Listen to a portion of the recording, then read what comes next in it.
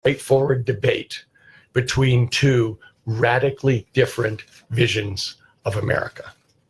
I'm going to spend it rallying Americans behind our vision, a just, inclusive, prosperous America.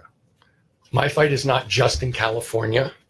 My fight is in removing Donald Trump from office and from power. And that starts with taking the House back in 2018. I have 3 announcements today about how we will make that happen. First, I'm putting $30 million behind Next Gen America's youth organizing program to unleash the full political power of young voters. They're now the largest block of eligible voters in America, capable of swinging elections on their own, and they are horrified by what's happening in Washington, D.C. They're anxious for change. They are ready to participate in that change. They are ready to be the change. Donald Trump's election awoke a sleeping giant in our political discourse, a youth voting bloc that will be the X factor in a wave to remaking our understanding of what it is to be an American. And this is not just a gleam in our eye. The work we've done in Virginia since 2014 gives us a clear model for how to turn this generation's anxiety into action. In 2017 alone, our team worked on college campuses and online to add over 20,000 young Virginia voters to the rolls. We helped generate historic youth turnout, and we boosted Ralph Northam to a larger margin of victory than Barack Obama had in Virginia in 2012. Next Gen will be expanding on this model in 10 states across Arizona, California, Florida, Iowa, Michigan, Nevada, New Hampshire, Pennsylvania, Virginia, and Wisconsin. Will be registering, organizing, and mobilizing young people to elect progressives up and down the land. And we're going to send the likes of Paul Ryan, Darrell Issa, and Barbara Comstock back home.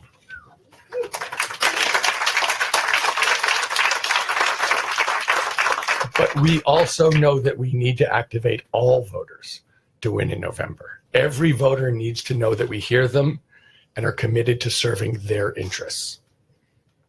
I have had countless conversations with Americans all over the country. I wanted to learn how the people of Michigan think about Washington, D.C., how the people of Arizona think about healthcare, how the people in New Hampshire feel about the opioid epidemic. They all face different challenges, but what unites them is frustration with what's going on in Washington, D.C., concern that those in power are recklessly gambling our future to serve corporate bottom lines, and that there's no strong countervailing voice, fear of what this lawless president is doing to our country, and an eagerness to hold him accountable for his actions. That brings me to my second announcement. We will be redoubling our effort with the Need to Impeach campaign. We're seeing this campaign resonate with voters in every state because they want to hear impeachment in the national debate. They are absolutely right to demand this. By my count, Donald Trump has committed at least 8 impeachable offenses. He's trampling on the rule of law and risking nuclear conflict. He is a clear and present danger to the institutions of our democracy and to the safety of the American people.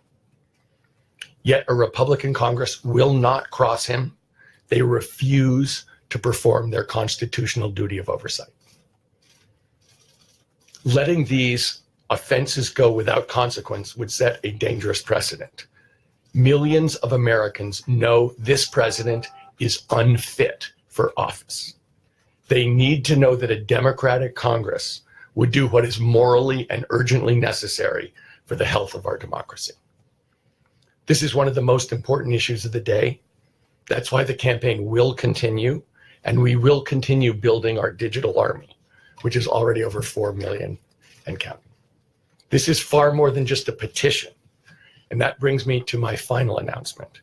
We will be turning need to impeach into a vehicle for an unprecedented engagement effort. We're going to amplify the voices of our supporters.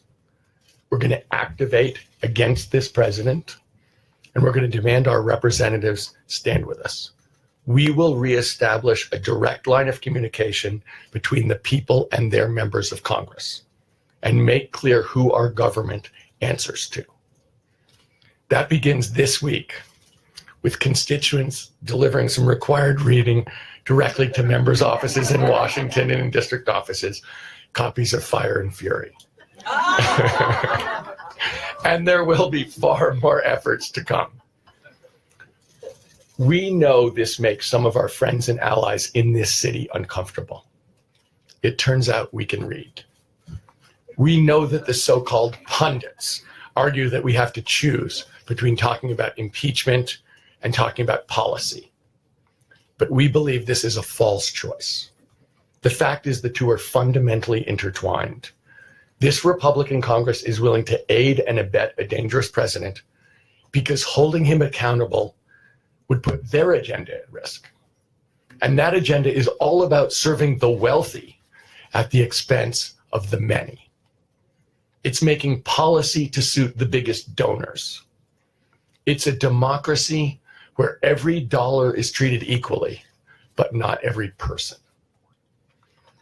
But we know America is so much more than Wall Street or Silicon Valley or any corporate boardroom in between. It's bigger than this president, the Congress, and all of Washington, D.C.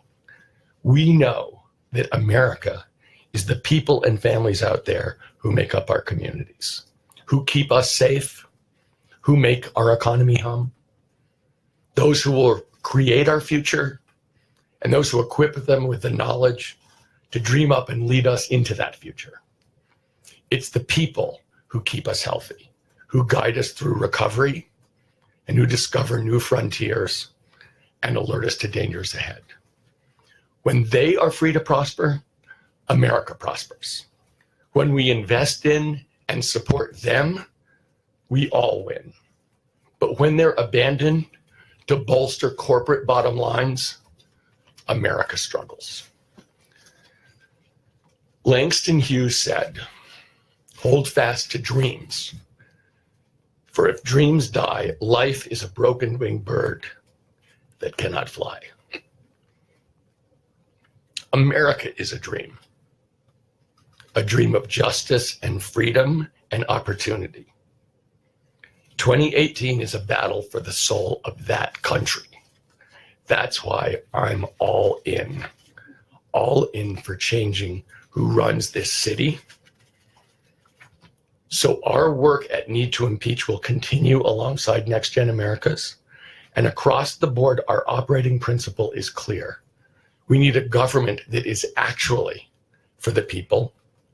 And we're only going to get it if the people of America are organized and demand it.